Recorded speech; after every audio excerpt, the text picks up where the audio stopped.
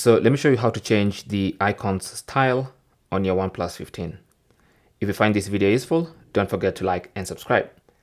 So if you go into settings and then go to home screen, lock screen and style and tap on that, and then scroll down and tap on icons, you can actually see the icon style. So these are all the icon styles we have.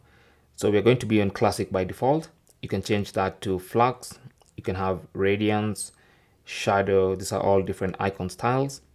You can even have pebble, and then you can go to more, and that's going to take you to the theme store where you can actually change the icon style. So you can have some of these icon packs which you can apply, some for free, some you might have to pay for.